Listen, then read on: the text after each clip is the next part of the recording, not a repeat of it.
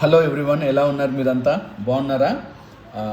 So నేను ఈ రోజు నుంచి ఒక కొత్త సిరీస్ స్టార్ట్ చేయడానికి దేవుడు నన్ను ప్రేరేపించి, పరిశుద్ధాత్ముడు నన్ను కదిలించినప్పుడు నాకు వచ్చిన ఆలోచన ఏంటంటే, బైబిల్ వాక్యాన్ని చదివి విశ్లేషించి మీ అందరి మధ్యలో అది పెట్టి తద్వారా నేర్చుకోవడానికి దేవుడు కృపణిస్తాడని ఆలోచించాను. సో ఈ సిరీస్ మనం ఈరోజు నుంచి ప్రారంభించుకుందాం. అయితే దేవుని యొక్క శక్తిని, దేవుని యొక్క హెల్ప్ని మనం కోరుతూ ఒక చిన్న ప్రార్థన ద్వారా ముందుకు వెళ్దాం.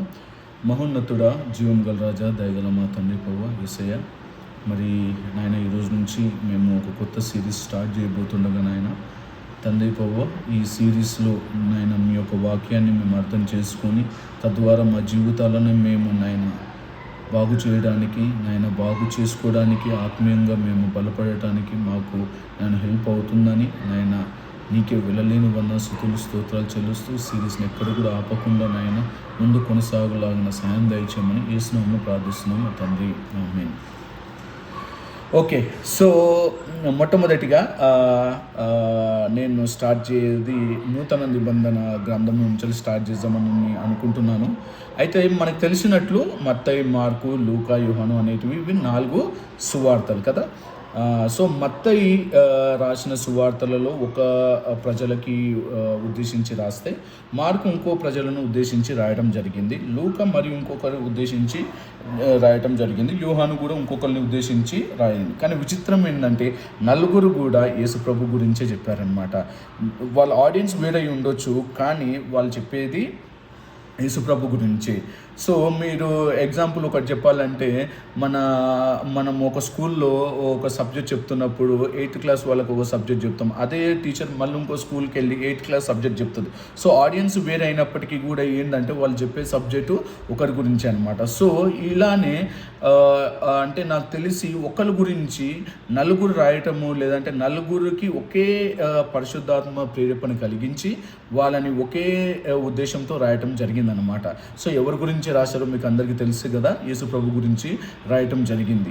మత్తయి యేసుప్రభుని ఎలా చూపించాడంటే, యేసుప్రభు అనే వ్యక్తి ఒక మెస్సయ్య.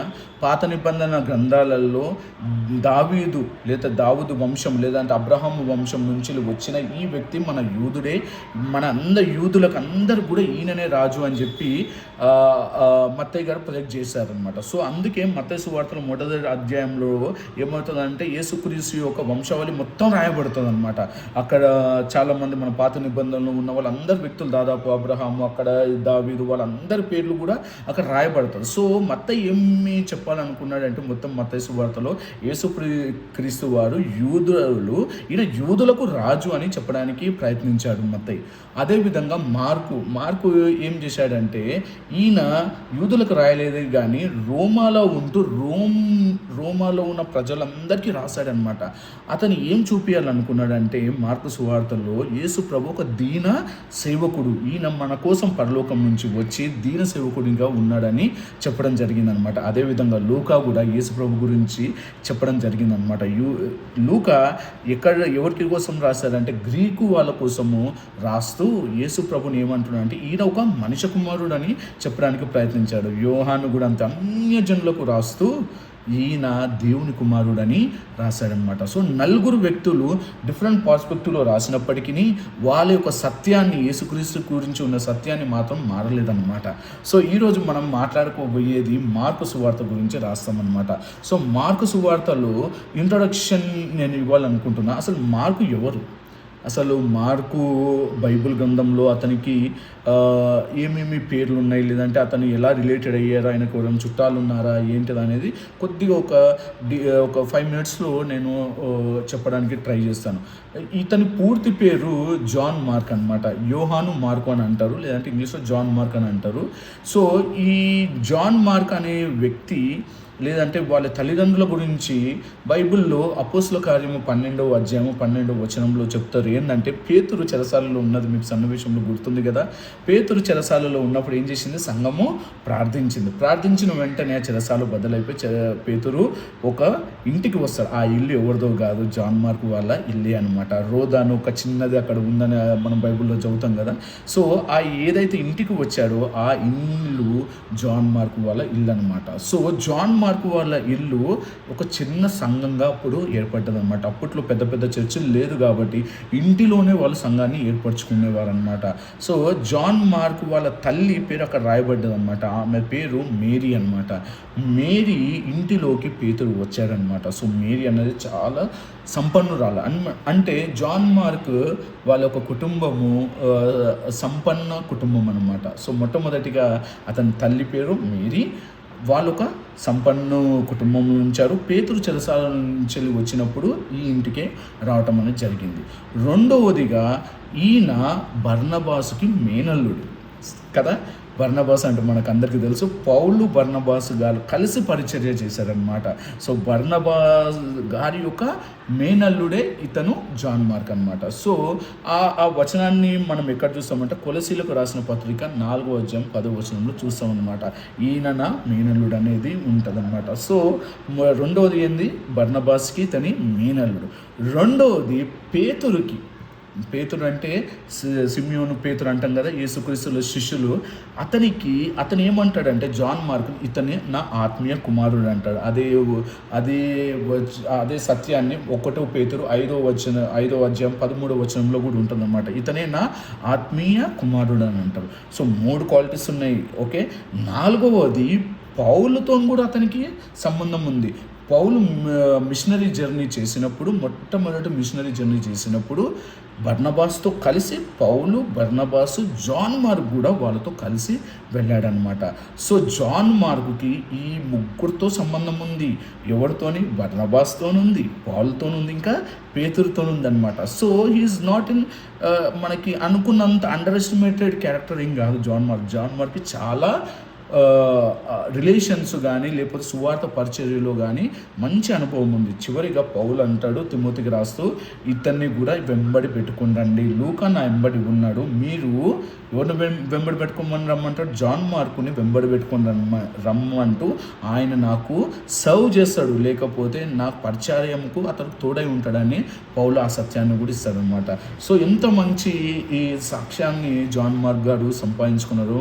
మనకి ఈ 4 విషయాలను తెలిస్తే అర్థమవుతుంది. వాళ్ళ ఒక కుటుంబము, మేరీ వాళ్ళ మదర్ మేరీ, సంఘం లేదంటే ఆ చర్చ్ వాళ్ళు కట్టేవారు. సో ఫ్యామిలీ పరంగా అతను చాలా మంచి వ్యక్తి అని మనకు అర్థమవుతుంది. వాళ్ళు సంపన్నులని అర్థమవుతుంది.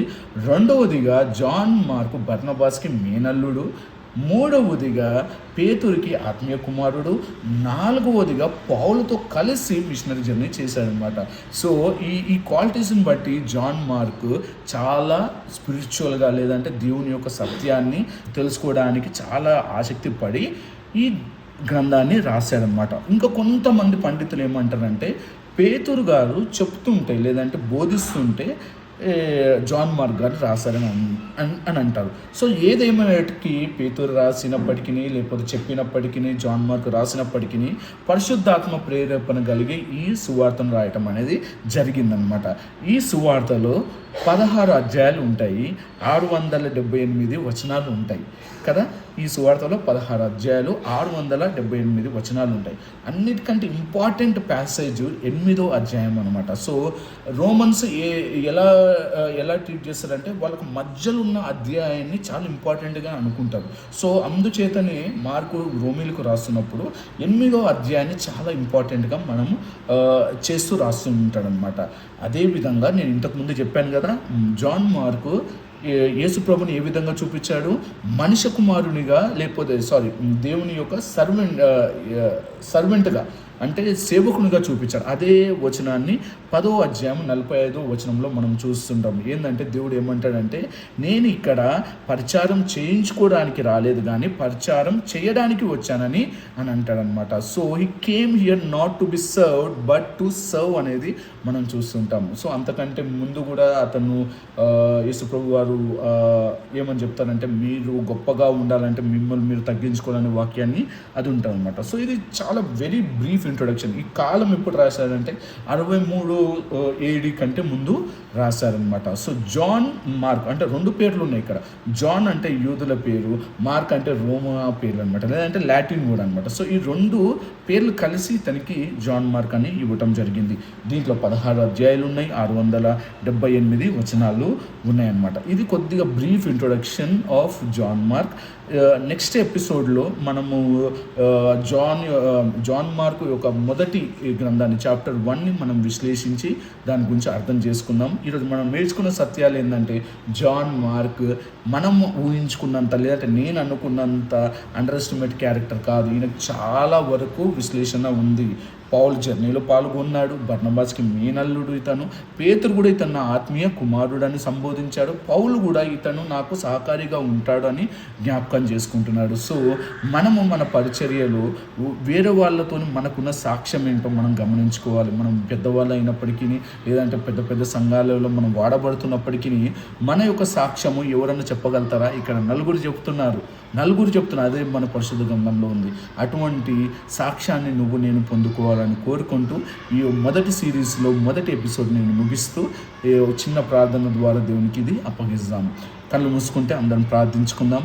మహోన్నతుడా, జీవం గల రాజా, దయగల మా తండ్రి ప్రభువా, మరి ఈరోజు నాయన మేము మొదటి సిరీస్లో మొదటి ఎపిసోడ్ని మేము స్టార్ట్ చేసాం నాయన.